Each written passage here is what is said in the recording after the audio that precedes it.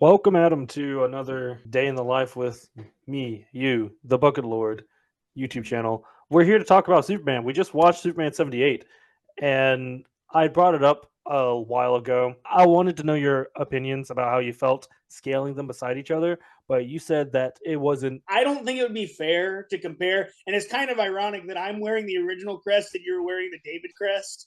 Yeah. I just wanted to point that out. It's kind of ironic because it shows which side of the plate we both kind of stand on in a way. But I kind of feel like it wouldn't be fair to compare the two. I feel like comparing Superman isn't necessarily fair to the actors because each actor is going to take a different way an approach towards a character. Like, I don't think comparing David and Henry is fair to either of them. Each one is going to interpret Superman differently. And if you listen to the way that Henry talks about Superman versus the way that Henry was able to play Superman, there's a little bit of a disconnect there because of just the way that the movies were written. The material he was given, yeah. Because I believe even Henry was quoted to have said his favorite time as Superman was actually during the most hated version of his Superman, which was the Joss Whedon cut of Justice League. He said Because he because he was. actually felt like Superman, he was able to smile, he was able to do all these Superman things.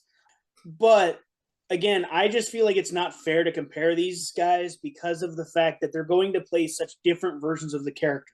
It's like comparing Gene Hackman to Nicholas Hoult, or comparing Rachel Brosnahan to Margot Kidder. I think that there's just going to be a difference.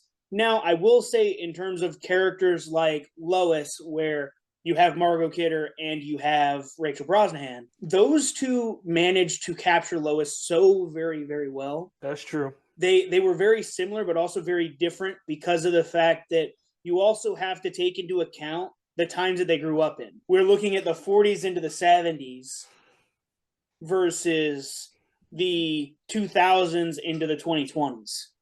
Yeah. So you also have to take into account the different music that they may have grown up with, the different values their parents may have instilled in them. We don't really get to see in any of the 78 movies General Lane, but you can feel in Rachel's version, you can kind of feel the effect that growing up with a general father, you can kind of Had feel on that. her. Even though they don't say it and they don't mention General Lane at all, you can kind of feel it. Versus Margot Kidder is I guess you could say more disconnected from Lois's backstory than because I mean you can feel that reporter drive, but that's the main thing that you get out of Margot Kidder, which is fantastic, and she plays a fantastic Lois Lane.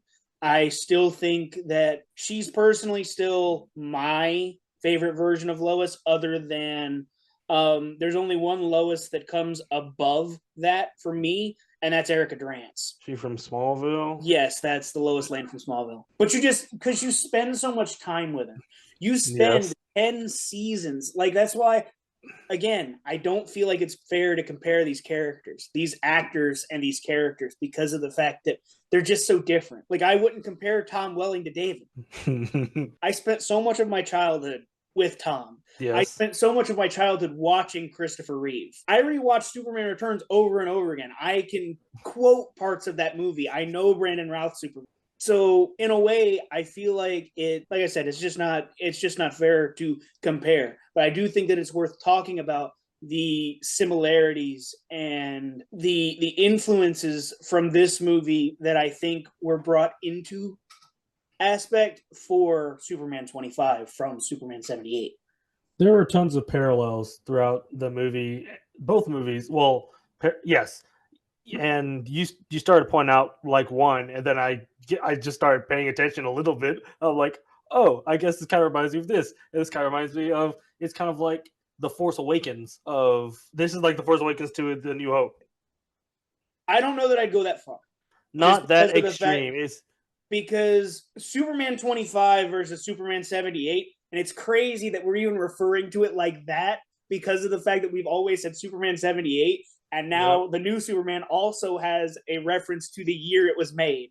That's another parallel that we've just made. The movie's only been out for what, a month, and we've already given it a name based off the year it came out.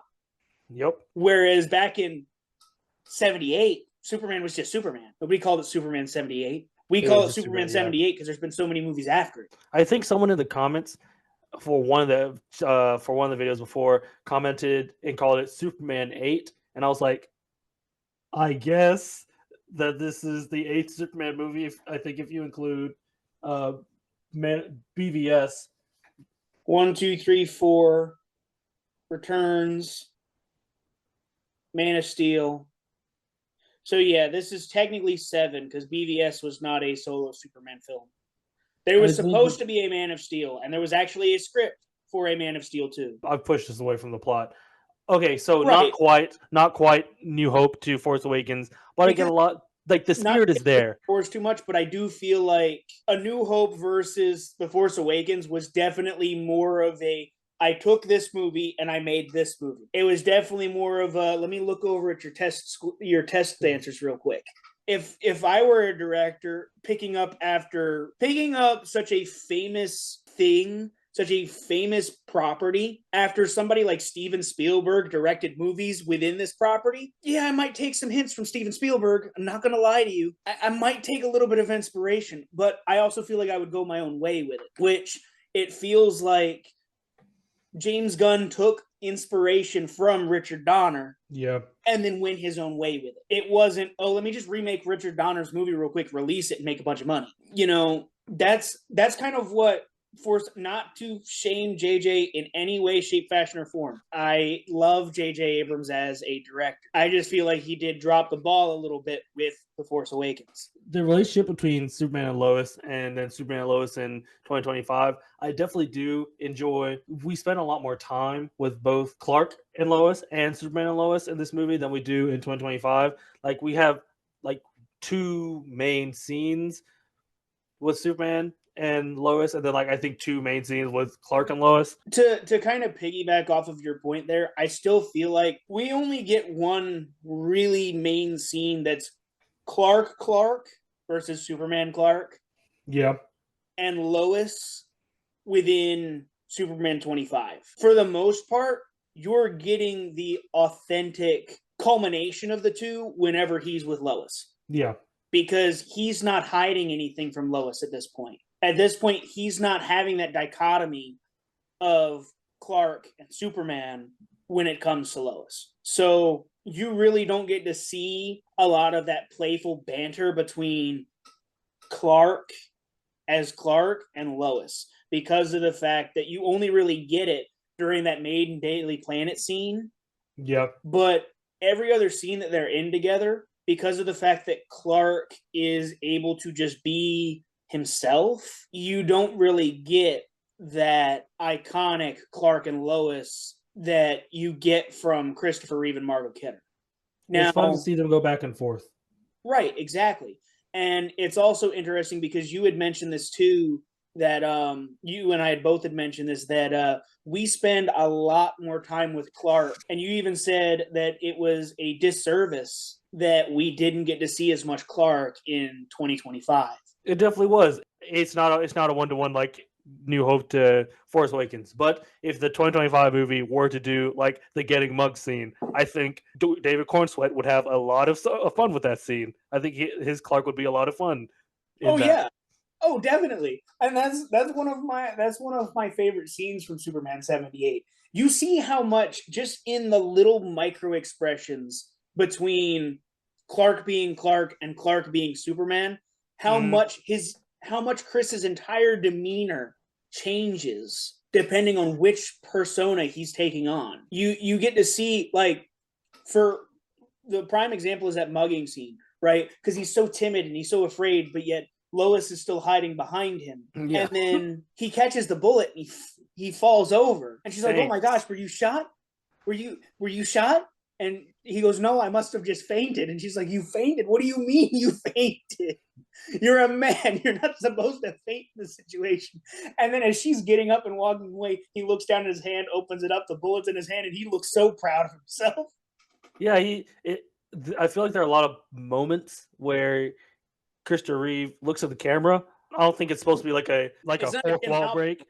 It's not a Jim Halpert moment. Yeah. But there are many times, and I think in that scene, he kind of like glances towards the camera, and it's like funny that it's Superman's there. It was Superman that caught the bullet. Clark Kent caught the bullet. Same thing. Like I'm here, and then the way that he tosses the bullet up and catches it. Yeah. I was asking if you thought like where in the timeline of Superman it is for 78, and this would be. I think it's fair to assume like it's his first night out and about. Whenever you see him like catching the helicopter, he stops the guy from suction cupping up the thing. He saves the guy from a tree. It's fun to see the different kinds of services each of the Supermen are doing to the people of Metropolis. Because in 78, like I said, gets cat from the tree, catches the robber. And I want to mention so strong. This is why like I love the squirrel scene from Superman 25. I love it, and it's because of the fact that it is almost a direct callback to Superman swooping down and saving Frisky from the tree. And then he drops it off with the girl. He has a conversation with the little girl for a second. And then he says, bye. And then he says, bye, Frisky. And he leaves. He's just such this friendly guy. He wants to be approachable. And that's why I think it's so important. There was an interview that David Cornsweet did talking about trunks or no trunks. Mm-hmm. And David Cornsweet's idea behind the trunks is that the trunks are so important because of the fact that David Cornsweet feels that it's Superman's way of letting people know that he doesn't take himself too seriously. Which is good. Which is very good. It makes him approachable. It makes him that guy that you can walk up to and ask for directions. That guy that you can talk to. It makes him seem more human. It doesn't make him the BVS Lex Luthor. If you're a god, if you're all powerful, you can't be good. But if you're all good, you can't be all powerful. None of that. No, none of that. We get none of that. We want throw it away. Again, that was good for that version of Superman. Yeah. For Henry's version of Superman, that was good writing. Not great writing, not fantastic writing, not like premiere cinema or anything. Absolute cinema. But I think that it catches a bad rap because of the fact that it doesn't feel like this Superman. It doesn't feel like the Superman we pull direct from the comics. This might be a hot take. This might be a little bit of a hot take. I think if Absolute Superman had come out a couple of years earlier, Henry Cavill's Superman wouldn't have had such a bad rap. Do you feel like Absolute Superman just got a bunch of influence from Henry Cavill's Superman? I think it's very possible because of the fact of how much of a darker tone Absolute Superman has. Yeah. And it's important to have different versions of your favorite characters because different versions give you different representation. Different perspectives, show them that like how they can thrive in literally any sort of situation. Right.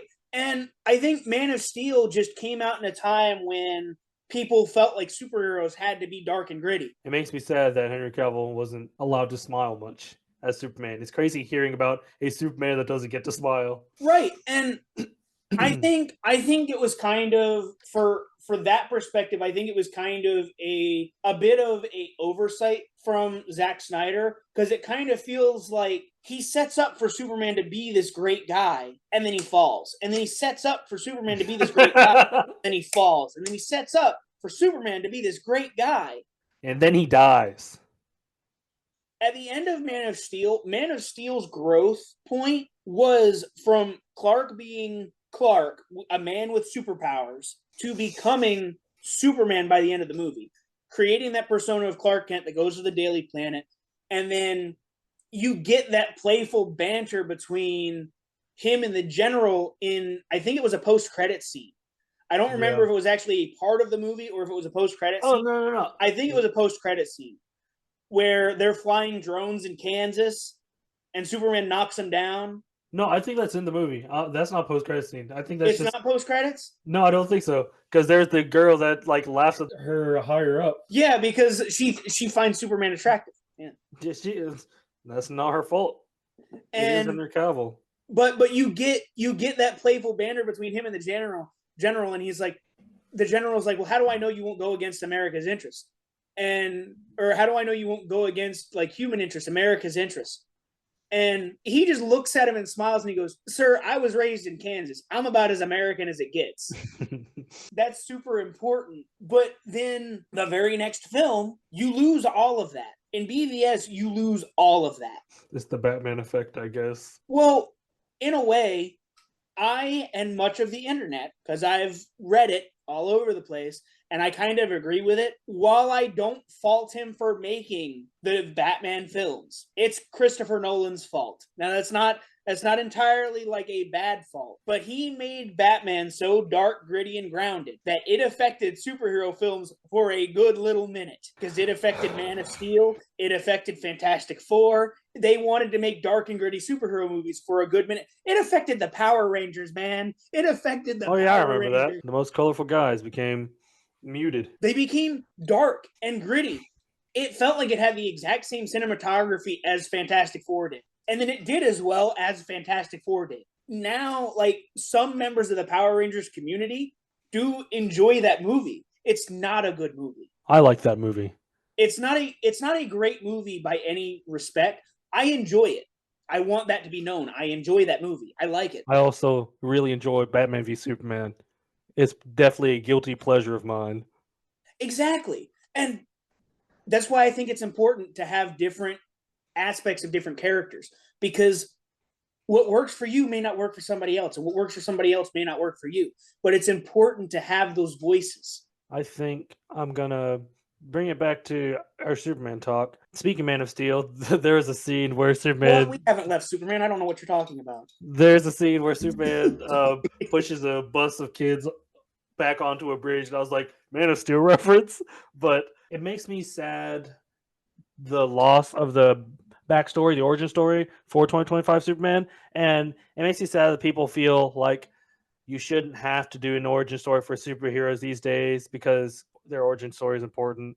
Like, unfortunately, I I know we don't want to see Martha Wayne and Thomas Wayne getting gunned down an alley again, but it's really important for Batman's character.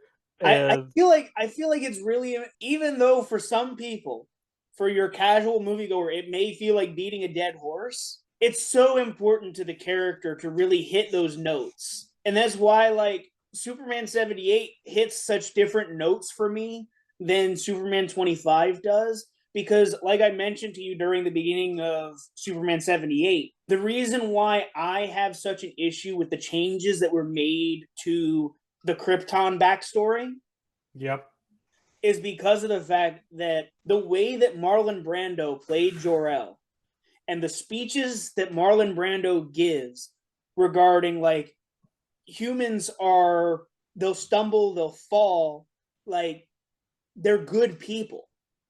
Humans are good. They're I not really meant to be enjoyed controlled. Jor-El. He even makes it, Marlon Brando's Jor-El even makes it a point to say, you can help them.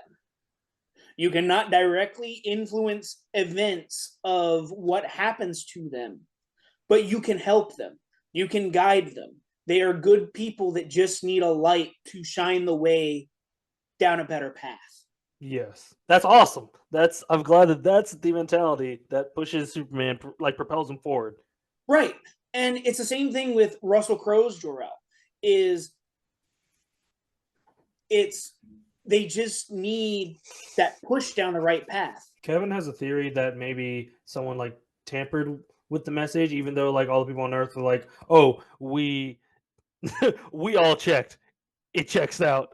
Like, well, I also hold on to that theory that hopefully, like, the message was tampered with, that it has something to do with. I'm hoping it has something to do with Brainiac.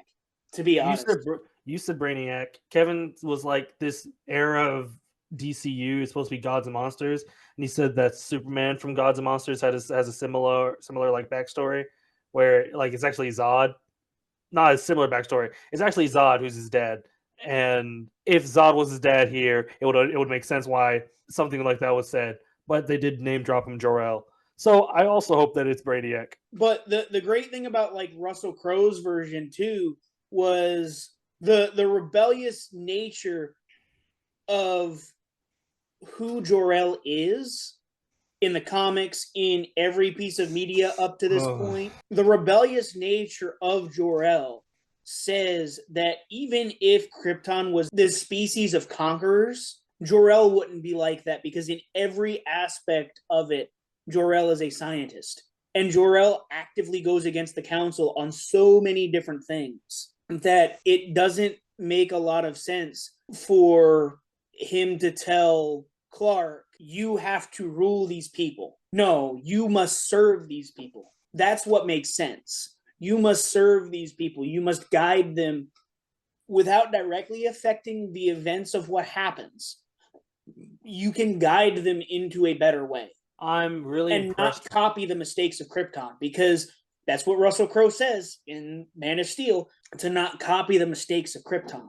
I'm really impressed with how afterwards, like once Superman does receive that information, like he immediately like zones everything out, and he genuinely, which is it's a cool thing to see from Superman, especially if all these people believe that he's overpowered and he's a boring character, etc., which he's not. It was nice to see something like that, like something as intimate as that message had been breached and then shown to him that how he perceived it was wrong, like having him need to leave to have a second, and then like the Justice Gang follow him into the bank or whatever. I think that was really great acting from David Cornsett, and I'm like, okay, you clearly understand the character. You clearly believe that he should be from a righteous upbringing. His parents should have been righteous, which is what makes what Pa Kent says to him later on hit so much harder, because he's like, it says much more about you as a man and how you interpreted it. I'm like, wow. I was like, yeah, that's true. Exactly. It says more about who Superman is than who his parents were. I understand why the movie was almost called Superman Legacy. I'm really happy that it's now just Superman 2025. It would have been cool, and I get it. Makes sense for the themes of the movie, I guess, but I'm glad it's just Superman. Right. And I also think that, you can't always go off a director's past works to try and predict what they're going to do. Doesn't really make a whole lot of sense.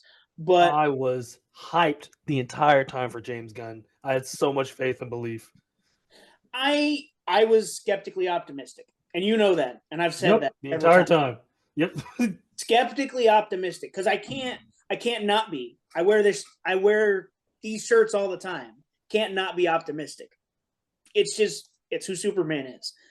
And I think based off of like how James Gunn handles parents, just in general, I have a feeling that even if this was the real message, and even if this was the real Jor-El, there's a reason behind it, and I think that we haven't seen the last of Jor-El. I don't know if James might pull. I have a feeling James might pull some inspiration from Rebirth. Yep. And New 52 with the return of Jor-El and Jor-El actually being alive because time travel shenanigans.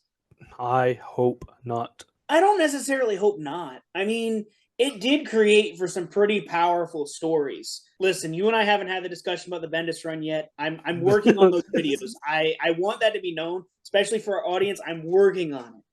I will eventually explain why I support Bendis so much. It'll all come full circle. I got it.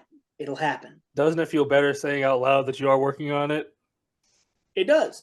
And I am. I'm rereading through all of Man of Steel, taking notes, making sure that I cover all the points that I want to cover, and so that I can give you guys, hopefully, what in my mind makes the run work so well.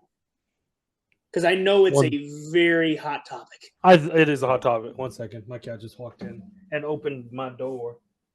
That's crazy. Cats opening doors. What is this? Yeah. It's closed now.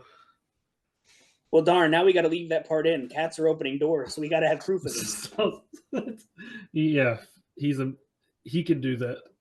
And he's over by his food bowl. Whatever. Back to Superman. Yeah, back to Superman. Another thing that I really liked that Superman 78 did that I feel like 2025 kind of fell a little bit short on, and I know I mentioned this to you before. The stakes. I can agree. I understand. In Superman 78 were so much higher. The stakes in Superman 78 were so much higher. Richard Donner sets up so well how high the stakes are going to be from very early on in the movie. Because as a parallel between 2025 and 1978, in 2025, we're told about Superman's first loss. Yeah. We're not shown it. We're told he lost, and then he falls out of the sky. Super quickly, I think it's weird that we never see anything in Baravia. Like we never actually see the conflict that he stopped. Right. We never see what he did. We don't see news coverage. We don't see nothing. Yeah, like even news coverage would have been really cool. Right. We hear people talk about it, but we don't really see it. Now, what 78 does really, really well is Superman's first loss isn't in a fight. It isn't anything that he realistically could even blame himself for. Superman's first loss is the death of Pa Kent. Not by a tornado. Not by a tornado. Pa has a heart attack, falls over, and at the funeral, he's talking to his mom, and he says, all these amazing powers that I have, all these gifts, and I couldn't even save him. And that's when you get that first, Superman's first loss. I think the scene is directed really, really well of John Kent falling over, and then you see Martha's reaction, but then you see off in the distance, you see Clark like he's playing with his dog, and he's still like in a happy mood because he just had a talk with his dad, but John has just fallen to the floor. Like that's just right, and you can see how John plays it too. Mm-hmm. Jonathan is like he feels it coming, and he's looking at his arm, he's checking his pulse, he's doing the things that you do to check like what's happening to me. Yeah. And then he falls over, and then it takes Martha a minute to realize what happened, and then she starts yelling, and Clark turns around, and all of a sudden his entire mood just flips because of the fact that he went from playing with his dog, being happy. I just talked to my dad. We had a really good conversation. We had a little bit of banter. It's all good, you know. And in a lot of ways, you don't really get that between parental figures and future superheroes, where the last interaction they have with their parents before something bad happens is a good one. Not at all. We never get that. The last interaction that you have with a parent is not, like, especially with the case of like superheroes that have like adopted parents, you, for whatever reason, they always feel the need to give you that you're not my dad, you're not my mom moment. You're not my dad. And then the character dies before they end up really paying it off. Reconciliating with it. Yeah. Before they can reconcile. So then they have to hold on to that. It's one of those things where like, because even in Man of Steel, Jonathan and Clark are having an argument when the tornado hits. Yep. They're in the middle of an argument when the tornado hits, and now all of a sudden they're evacuating cars and this, that, and the third. And Jonathan realizes that the dog didn't get out. So Jonathan goes back and he gets the dog, ends up hurting himself trying to get the dog out, and he's limping back trying to get away from the tornado, realizes he's not going to make it, and tells Clark no. Holds his hand up just like this, says no, and then he's swallowed up by the tornado. Right after a tense argument between the two of them. Another great example, Sam Raimi's Spider-Man. Whoa. Last interaction that Peter has with Uncle Ben is, "You're not my dad. Stop pretending to be." And doesn't Ben say like you're right or something like that? Like, yeah, he does, and you can feel it in Ben's soul. You can feel how much that sentence hurt him. That would hurt. It hurt me watching it. I was like, "Oh no!" I was like, "Peter, don't say that. You don't mean that. You don't mean it." And then you get out of the car and you walk away. And you never get to reconcile that. But this moment in this film is a good moment. Pa Kent goes out on a high note instead of... He was killed by the plot. Right. But he goes out without being something that weighs Superman down in a bad way. It doesn't make Superman dark. It doesn't pull him back. It doesn't hold him down. It's the thrust beneath his cape. It pushes him along. It lifts him up because his father essentially tells him, like, you have all these great gifts and yeah, you should be using them. You're here for a reason, but that reason isn't to play football. That reason isn't to get home faster than everybody else. Those aren't the reasons you were sent here. I do like that Pa Kent explicitly says he also does not know what he is here for. Like he is just like, I just know it's not for catching the football and running really fast. And I really like that's a very mature thing to say to your son. Right. Because parents can say, I don't know. That's It's a okay. thing that like people don't always remember. It's like your parents have the ability to say, when you ask them a question that they don't know the answer to, I don't know. I don't know. And parents are like these people that we look up to when we grow up. And it's the same thing with Superman. Even though Superman is a super powerful person, he still looks up to his mom and dad. Yep. And that's how it should be. It's exactly how it should be. And it's super important later on in the movie that, you know, when he first starts working at the Daily Planet, he says, "Hey, Mr. White, is there any way that you can send half my check to this address every week?" And Lois puts a jab at him. "Oh, you know, is it your bookie? Is it? Oh, don't tell me you're sending half your check home to your gray-haired elderly mother." And he goes, "No, actually, she's silver-haired." That cracked me up. I was like, all right, Clark. And then and Clark means it is such an innocent moment, but it almost like you could see in Margot's face, in Lois's face, that like, oh, maybe I was being a little bit too harsh on the man. Maybe Lois, huh? We would have benefited from spending more time with 2025 Superman's parents because we only see them in the tiny scene where Ma Kent's like in the phone talking to him, which is a funny scene. And and then we see them later on whenever Superman is taken to them. They were both really good. It was really nice to see Ma and Pa Kent.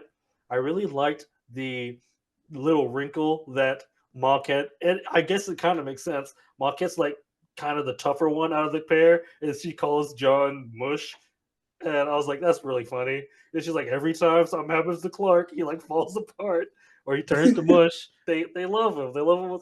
They're his parents. Oh yeah, I really like the parents. I think we would have benefited from seeing both more of Ma and Pa and more of Clark being Clark.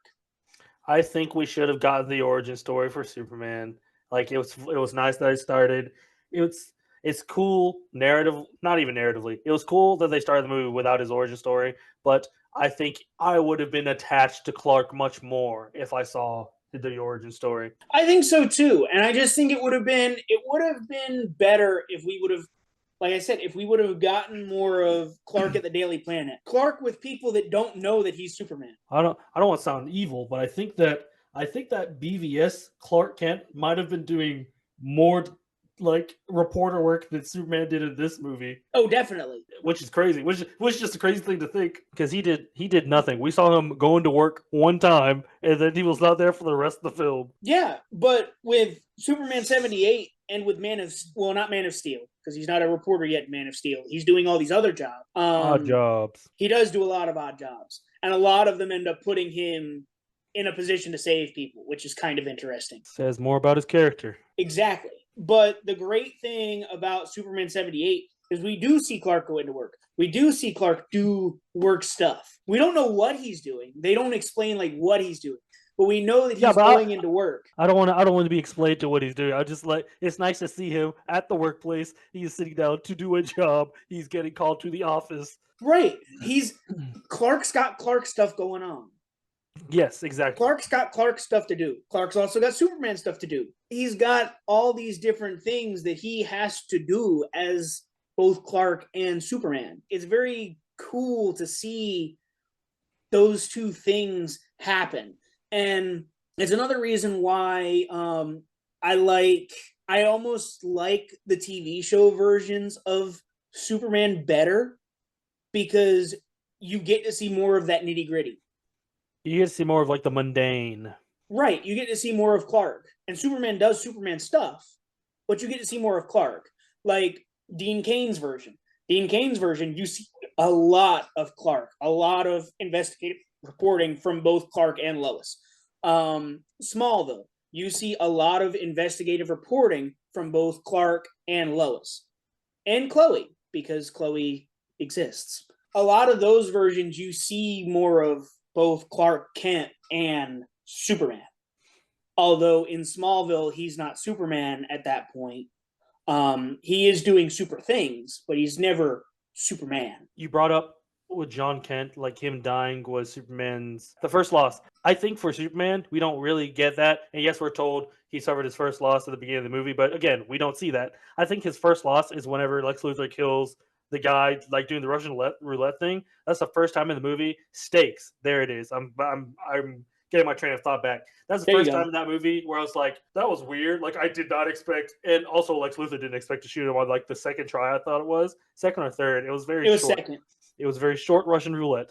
But I think that was the first point and maybe only point in the movie where I've really felt like there were stakes of some sort because I was like, oh, he was really just a random guy that gave him food one time, and because of that, he was shot in the head by Lex Luthor. And I thought that was a really powerful moment. Not to like lessen the stuff that happens in the rest of the film, but unfortunately, and I don't think it's a bad thing. A lot of it is spectacle, and not that it has no substance, but it doesn't carry the same kind of weight as a No, the lot of movie the has a lot of substance. Both movies have a lot of substance. They yes. both carry a lot of weight emotionally. Like there were a couple of moments in Superman 25 that brought a tear to my eye. I mean, I've gone to see the movie twice. Like you get me in a movie theater twice. Yeah, that's You know how fair. hard it is to get me in a movie theater once. You got me in there twice. If James Um, Gunn watches this, I want him to know he got me in the movie theater twice. He doesn't realize how hard that is. None of your other stuff did that, buddy. Nothing else that any superhero movie has ever made has ever gotten me in the theater twice. 2 times. But I will say, if I'd have been alive in 1978, You would have seen it even more than twice. that movie would have gotten me in there twice. Probably would have gotten me in there 3 times. I think But Superman 2025 did almost get me in there a third time. I watched Spider-Man: Homecoming. I think 7 times in theaters. It was 6 or 7 times in theaters. I watched it an obnoxious amount of times. A lot of Superman's action scenes. Again, not that they didn't have stakes. Whenever he's fighting the kaiju, he's not really trying to hurt it. He's trying to stall it long enough to figure out a plan of what to do with him, what to do with the creature. And whenever the other superheroes show up, he's like, "Cool, reinforcements," but they're not here for the same reason Superman's there for. So he's kind of like, that kind of sucks. The entire him getting captured, he's just like off the board for a while. And we made the parallel for Miss Tessmacher in the '78 film and Metamorpho for this film. There are two characters on Lex's side who has something over Superman, and in exchange for Superman helping out like a familial member, Miss Tessmacher is like, my mom. Like, you have to save my mom. You have to promise because I know you tell the truth. And in that split second in the movie, I was like, she's got you, Superman. And also, you do get that turning point from both both Eves as well. Mm-hmm. Because Both of them Eve turn on has their the turning legs. point in Superman 25 as well. So you get 2 turning points in Superman 25 versus 1 in Superman 78. Also, it's fun to see, and I'm sure if Christopher Reeve lived in an interconnected universe with other superheroes, he'd be affecting the world in the same way. You watch all these characters change their sides to support Superman, like throughout the movie. You saw the guy that gets shot in the movie; he changes perspective for Superman.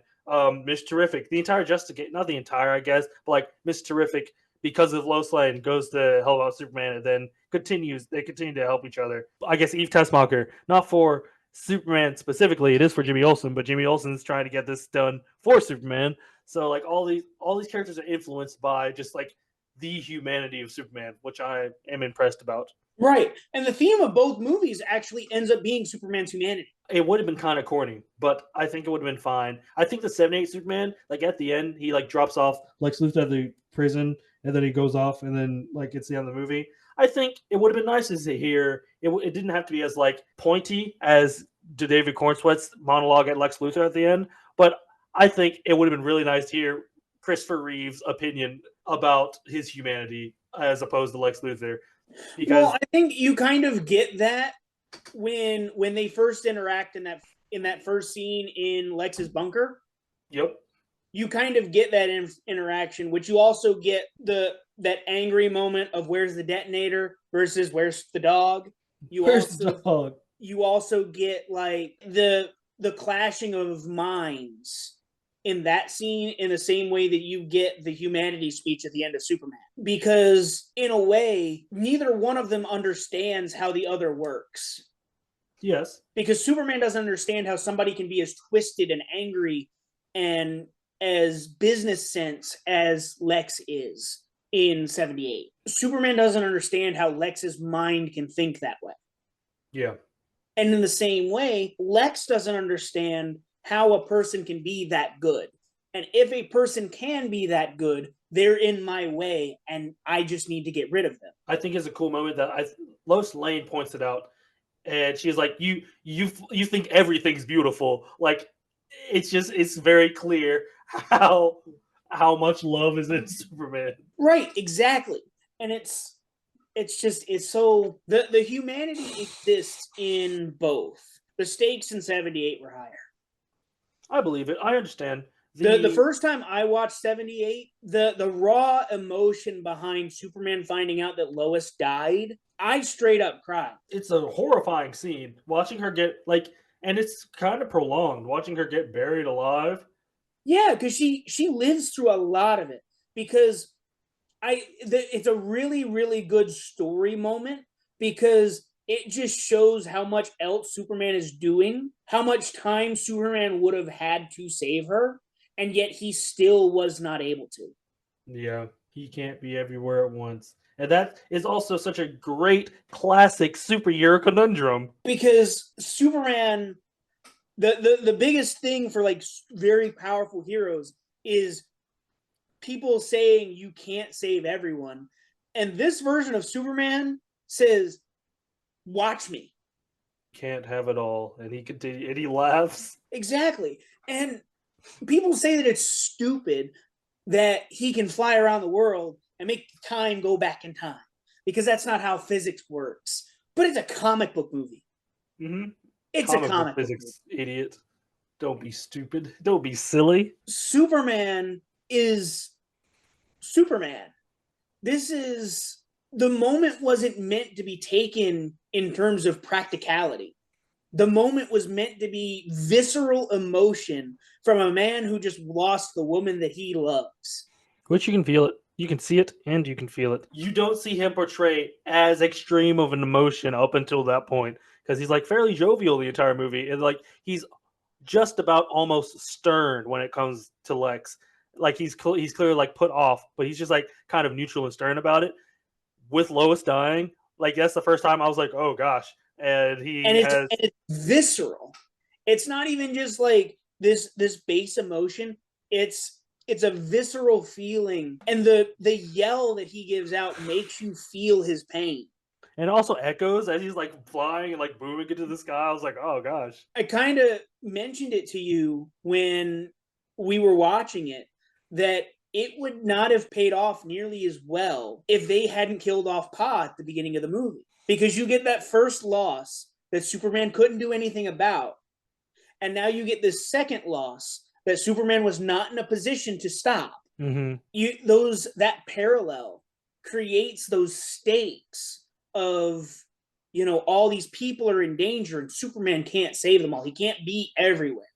And then you have, as he's flying up into the sky, you have that Jor-El versus Pa moment where it's like, you're here for a reason. You can't affect human events, but you're here for a reason. You're supposed to be here. You're supposed to save people, but you cannot, it is forbidden for you to interfere with human history. I think that it was both goofy and it kind of like surprised me, but incredibly integral and such a really cool scene of him like coming up against his just the conflict of mentality of Pa Kent versus Jor-El and him seeing Jor-El in the sky. And I was like, wow, again, it was kind of goofy, but at the same time, I'm like, you can see he is fighting all of his because he wants to be good. He doesn't want to be good. He wants to be great. He wants to help as much as he can. It's that quintessential moment of him becoming who he's supposed to be. He's Superman. Yep. It's that quintessential moment of him deciding from that point forward what kind of hero he's going to be. And it doesn't happen in the same way that other superhero movies that come out afterwards happens, because there was a really weird movement throughout like superhero movies that came out after that up until around, I think, 2011-ish. A lot of them, you would have a monologue at the end of the movie of a superhero coming into his own and saying, I am Like the Raimi Spider-Man, yeah. Yeah, the Raimi Spider-Man did it. Blade did it. Punisher Does did it. Batman Daredevil do did it? it. Huh? Does Nolan Batman do that? No, Nolan's Batman does not. Oh, okay, But okay. Green Lantern But does it. yeah, but there's a lot of them, yeah. Green Hornet, Darkman, all of them do it up until the Marvel movies start coming out, and they kind of change the system, and then you get a callback to it when we get to Aquaman from 2018 because he does the monologue at the end of Aquaman, Yeah. which is such a good monologue. I enjoy superhero monologues. I do. The classic build of a superhero movie, I enjoy that. Those moments are just so good and I enjoy them a lot. But this one, Superman doesn't have to say anything.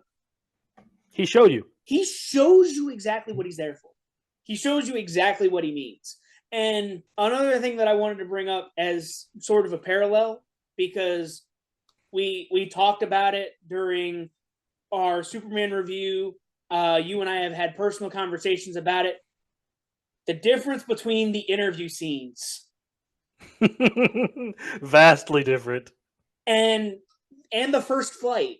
We never see the first flight for Rachel and David. We never see the first time that he takes her up in the air. Mm-hmm. I think that's important. For their relationship. I think that's important for their relationship to actually see. I don't want to start in the middle. A lot of parts of Superman 2025, not that this is a bad thing, felt like I was starting in the middle. It was weird because it does feel like you're starting in the middle, but at the same time, the kinds of things that are happening to him, it's like this feels like a much earlier Superman than year 3. Right. It feels early, but it also feels like you're starting a story. It feels like you remember back when we had to rely on cable in order to watch movies? Aye, And you would aye. turn on the TV. When you turn on the TV, you're just reliant on whatever part of the movie you end up in, and then you watch the movie from that point forward. Careful there, Adam. You're showing your age. Oh man. But you would turn on the TV. You'd be like, "Oh, I want to watch a movie," and you scroll through the guide And just hope you're at a good place in the movie. and you say, "Oh, that's a good movie. I want to watch that movie." Oh, it's 45 minutes into it. And then you weigh the pros and cons and you're like, well, do I want to watch the last hour or do I want to wait to see if it comes on again? You know, this was back before rewinding on cable was a thing. And then you'd weigh the pros and cons and eventually you'd decide, okay, I'm going to turn on the movie and I'm going to watch it. Yeah. Because sometimes you were lucky and whatever movie you were watching, it was coming on again right afterwards. Like they would be having a marathon or whatever, and they were going to play the same movie a second time. So you'd be like, okay, well, I'll watch the last of this one, and then I'll watch the beginning, and then I'll have watched the whole movie. Yes. That's kind of the feeling that I get personally, thinking back on it, is like I'm starting in the middle of their story. I'm starting in the middle of whatever's going on with these characters. I don't necessarily want to start in the middle of whatever's going on with these characters. I want to know everything. I want all of the information. I want the relationship of Lois and Clark from the beginning. I'm curious if that's going to be a trend for the DCU, if we're going to be like stumbling into the middle of the careers of characters, because we saw Supergirl, and I hope we get the Supergirl origin story, especially if it's based off the Tom King book, because a large portion of it is explained as origin story. But again, Batman, we're supposed to get a Batman with Damian Wayne, so he's already 30-something years under his belt. Yeah, like he's a well-seasoned Batman. We're getting the Lanterns thing. Guy Gardner is already a Lantern, and we'll have an older Hal, and John's also there. And like at first, I was like, maybe not exactly older, but he wanted Josh Brolin to play him, so I'm like, that would have been a much older Hal Jordan. Insane. Like no. I love Josh Brolin. But that's an older. That's an old man. It just makes more room for my goat Kyle Rayner to show up. So if everyone else is aging out, that makes more room for my guy. Yeah, but I mean, I don't want to start in the middle with these characters. So but that was what I was saying. I'm curious if I hope that is not a trend. I hope that's just something he did for Superman to try, and because I felt like he tried really hard to cut out a bunch of stuff to appease to people who are experiencing superhero fatigue. I don't think superhero fatigue is real. I think people are upset with bad superhero movies, which is fine. It's fine to not like a superhero movie. It's fine that a bunch of them and some of them are just bad. But I don't think it's superhero movie fatigue. I just think it's just bad movies. Yeah, and I think it has a lot to do with what James Gunn said when he did all these interviews about Superman. It has to do with the fact that right now they're not finishing scripts before they start filming a movie. Which is horrible. That's terrible. Like, I can't imagine the kind of stress I'd be under. If I didn't know how a character, like, if I'm playing a character, I want to know what kind of arc I have to take this character on.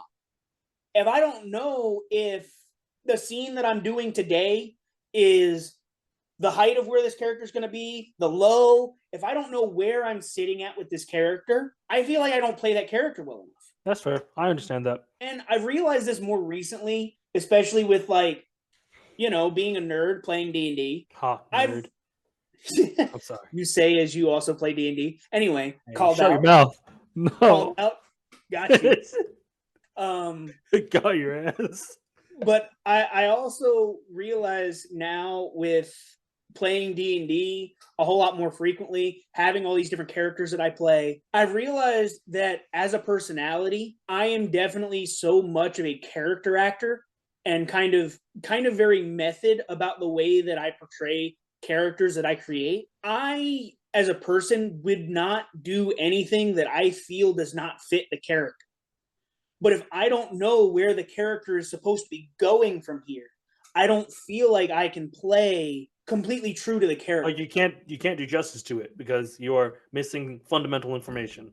Right. So from what I understand from interviews, like, Marvel kind of films things out of order. Like, they don't always film the movie chronologically. It's not like they start. It's not like a play where they start and then they move through it. Yeah. Like, they don't start with the first scene and then the last cut is the last scene. Unless you're Leslie Gilruth and you do it backwards. Fair enough. Sorry, deep cut for like 3 people. Well, no, because you remember we waited on the finale for Chrysalis for a hot minute. I know, but I think we're working on drill for it anyways. And whenever we work on like pieces of music, he was like, "Let's start at the end and go backwards." Right. Yeah, exactly. But all in all, I definitely think that knowing that about myself, I couldn't play a character like that. So, I mean, kudos to the actors that do, honestly. Because the actors that are cast in these Marvel movies that aren't having completed scripts, they do a pretty good job with what they get. Like, it's not the actors that are the problem. It's the movies don't feel linear enough because the actors themselves don't always know what's going to happen next. Cough, cough, Ant-Man and the Wasp: Quantumania with like 2-3 different endings. Right. For real. But Could have been like an 8 out of 10 movie. Carry on. But you need to know where a character's going. In my opinion, I need to know where my character's going in order to play a scene properly. I need to know who my character is. I need to know all of this different information, how this character interacts with my character, how this character interacts with my character. I need to know all these things so that when I play these characters, I can do them justice. Coming from a humble foundation that is Christopher Reeve, all the way up to 2025's David Cornsweet Superman, I believe that he is both. He's done a great service and honor to Christopher Reeve Superman. Rest in peace. If he was around, I'm sure that he would be enthusiastically supporting David Cornsweet. Most definitely. If you've ever seen an interview with Christopher Reeve, that man embodied Superman. He was like such a bubbly personality, and he was just a good person. Not to cut Adam off. I know Adam has a lot more to say about this topic, and we might talk about this again. I know that Chloe was interested in rewatching Superman 78 because she really enjoys that movie, and I'm sure she'd want to talk about this. So we don't have to bench this. This is just something we can put out and then talk some more about it, because there are a bunch of things that we haven't touched on. I mean, we talk about random stuff all the time. We always go off on tangents. That's the biggest thing with us. You know, people don't watch us for our continuity. What is that? Fair enough. I guess we sort of kind of tried to talk about parallels, but all in all, we weren't trying to compare 2025 to 78. We were just trying to hold them beside each other and see like what influences came from the 78 version, and like how strong of a foundation Chris Reeve Superman is. It really did make. I don't think without no, I don't think it definitely not without 78 Superman. We don't get Sam Raimi Spider Man, because I think everything that movie does well, Spider Man, Sam Raimi Spider Man, the first one, blows out of the water. I don't want to like compare them like worst better movie, but all the attributes of 78 Superman, I think Sam Raimi Spider Man does incredibly Superman in every aspect, of Superman is the beginning of superheroes. Superman is the alpha and the omega. He was created in 1938. He's considered to be the very first superhero. He was definitely the very first to get a comic serial. To get serial comics, he was the beginning of these larger than life characters. People don't want to give it the respect it deserves. A lot of people, some people believe, and I agree, America's modern myth are superheroes, like Paul Bunyan, stuff like that. Like ours would be superheroes. Like we create stories of characters larger than life that encapsulate the best of humanity or the best humanity has to offer, and then runs off and tells fantastic stories about them. Right, exactly. Like our modern myths are superheroes. Superman is so important to Superman 78 specifically is so important to how things have played out for all superhero movies that came after it. And Superman as a comic book character is so important because it set up so much stuff for all these superhero comics that came after it. Action Comics set up for everything we now read. And we owe superhero movies to Christopher Reeve and Richard Donner, and we owe the comic books, the comics that we love, to Jerry Siegel and Joe Shuster. That's my personal opinion. Superman, the alpha, the omega. What a nice wrap up. Amen, Adam. Thank you so much for being a part of this. Thank you for joining me. We will have more talks in the future. And oh yeah, and they're always going to have Superman in them. If I'm there, Superman's coming up. It's and tangents. It happens. It's just who I am as a person. All right, but thank you very much. Superman. I also believe in Superman, and I think he stands for true justice and a better tomorrow. Nope, I disagree with that one.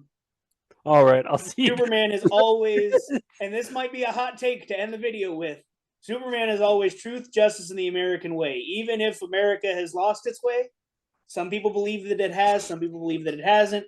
You know, to each their own, not trying to get political. Superman stands for what we as people should stand for. Thank you. Thank you very much. And if you agree with Adam, drop a comment. If you agree with me, drop a like. Please, we can have this conversation. Better tomorrow. Comment. We like to have conversations. Okay. You can have comments. Yeah, but we can have the conversation of the better tomorrow or better America, truth, justice, and the America way. Sorry. Thank you for joining us. Better America sounds great too. The better America sounds great as well. I have to go before I am late to pick up my wife, and she'll beat me up. Go pick up your wife, man. She won't beat me up, but it'll be. I'll catch you later.